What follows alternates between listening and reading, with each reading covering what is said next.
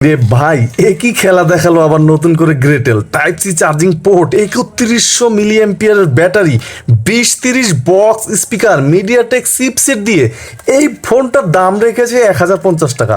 এইটা কোনো কথা? কি দিয়ে কি করলো ভাই? ফোনটি কিন্তু মোটামুটি 4-5টা কালার ভেরিয়েন্টে মার্কেটে এসেছে এবং ফিচার্সে কিন্তু এবার তারা খেলা একটা জেনুইনই দেখাইছে। চলুন কথা না বাড়িয়ে মূল আকর্ষণে চলে যাই যে এই ফোনটি আপনি কেন কিনবেন। অন্য অন্য যে সমস্ত কোম্পানি আছে ভাই, ভাত কিন্তু এইবার এই গ্রেটেল যদি সার্ভিসটা একটু ভালো হয় আসলেই কিন্তু খেয়ে দিতে পারবে।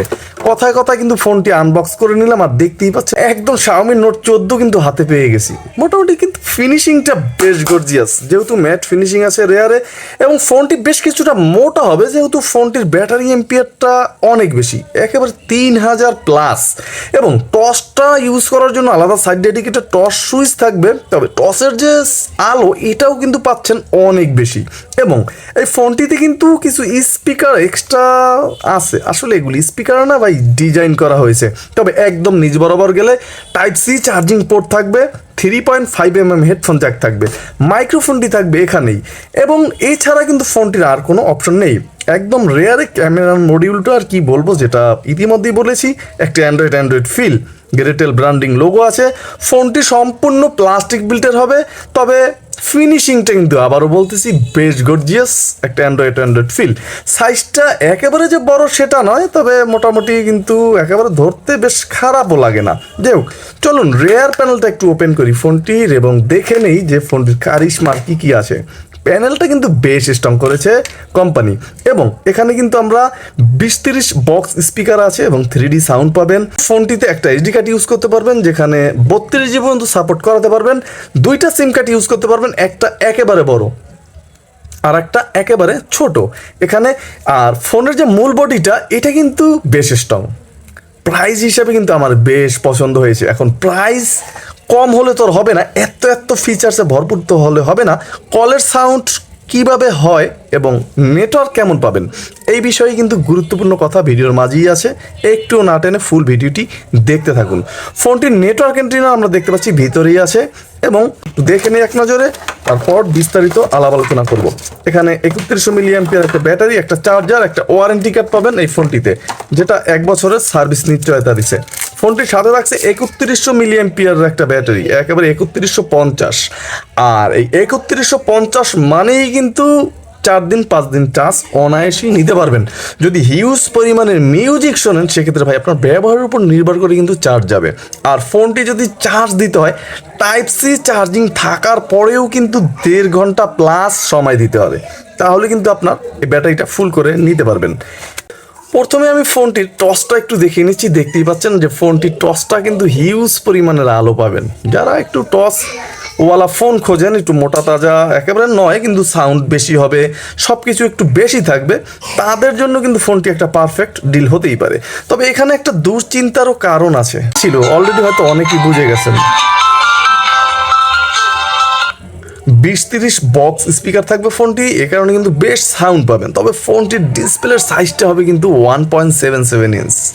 এই জিনিসটা কিন্তু বেশ দুর্বল আছে এখানে যদি অন্তত টুইন্স কোম্পানি দিত তাহলে কিন্তু বডিটার সাথে ফোনটি একদম ভাই একাকার হয়ে যেত এবং হিউজ পরিমাণের সেল কিন্তু কোম্পানি করতে পারতো।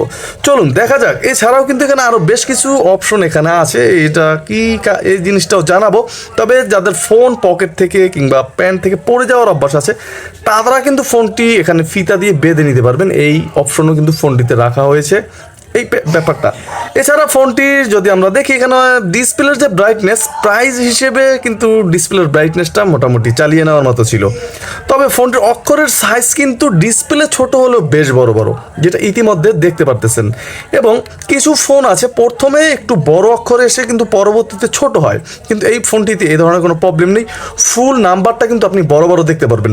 আর এই কারণেই কিন্তু ডিসপ্লে ছোট হলেও আপনার তেমন কোনো যায় আসবে না, টেরই পাবেন না, যেহেতু এই বাটন ফোন আমরা কথা বলার জন্য ইউজ করি। সব কিছু যদি ঠিকঠাকই থাকে তো ডিসপ্লে ছোট হলে সমস্যা তো আর নাই। ফোনটিতে ভাইব্রেশন থাকবে, তবে ভাইব্রেশনটা পাবেন মিডিয়াম একটা ভাইব্রেশন, একেবারে যে ফাটাইবে সেটা না, মিডিয়াম ধরনের একটা ভাইব্রেশন ফোনটিতে থাকবে।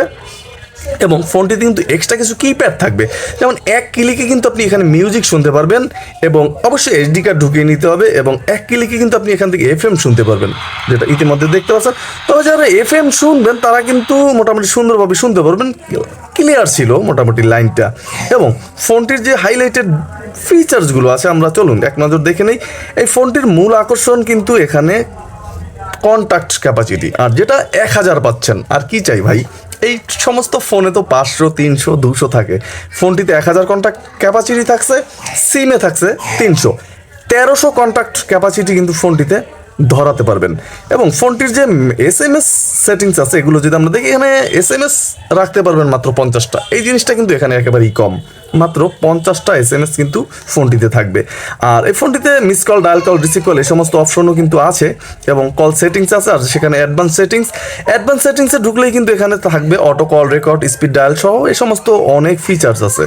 ফোনটিতে এছাড়া কিন্তু calendar, calculator, world clock, battery সেভারও থাকছে, এবং মিডিয়া থাকছে, গ্যালারি, এখানে যে একটা এসডি কার্ড ইউজ করতে পারবে, ভিডিও রেকর্ডার থাকবে, আর থাকবে কিন্তু ছোটোখাটো একটা ক্যামেরাটা ইউজ করতে পারবেন, ছবি তুলতে পারবেন, যেহেতু ডিসপ্লে ছোটো আহামরি তেমন কোনো কাজে আসবে না। অডিও প্লেয়ার থাকবে, আর প্রোফাইলে ঢুকলে কিন্তু সেই কাঙ্ক্ষিত রিংটোন সেটিংস। চলুন আমরা দেখি যে ফোনটির রিংটোনের পাওয়ার কত ছিল। ফোনটিতে কিন্তু নোকিয়া রিংটোন পাচ্ছেন, 2টা রিংটোন পাচ্ছেন, নিজস্ব রিংটোন ইউজ করতে পারবেন, চাইলে ভলিউম আর একটু কমাতে পারবেন, বাড়াতে আর পারবেন না, তবে নোকিয়া রিংটোন পাচ্ছেন ফোনটিতে। ল্যাঙ্গুয়েজ থাকবে, চাইলে বাংলাতেও কিন্তু ফোনটি ইউজ করতে পারবেন। এবং এছাড়াও শর্টকাটস, ডেডিকেটেড কি, ফ্লাইট মুড সহ এই সমস্ত ফিচার্স থাকবে। লক করে রাখার অপশন আছে, ব্ল্যাক লিস্ট, হোয়াইট লিস্ট, ফিচার্সের কিন্তু অভাব নেই। ফোনটি চাইলে একটা রিসেটও দিতে পারবেন, সেক্ষেত্রে 4টা শূন্য প্রেস করতে হবে।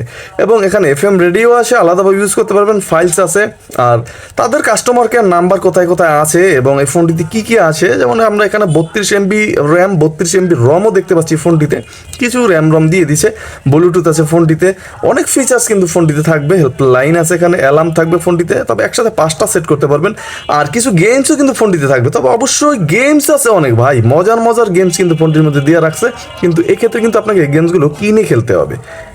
এই যে অপশনটা কিন্তু এখানে 4টা না 5টা গেমস দেওয়া আছে, ব্লুটুথ থাকবে, ভিডিও প্লেয়ার থাকবে, এবং সার্ভিস নামক একটা অপশন আছে, ইন্টারনেট ব্রাউজ করতে পারবেন। তবে ভাই ইউটিউব, টিকটক, ফেসবুক এই সমস্ত কিন্তু এই ফোনটিতে চলবে না। মোট কথা ফোনটি কিন্তু 4G না 2G একটা ফোন।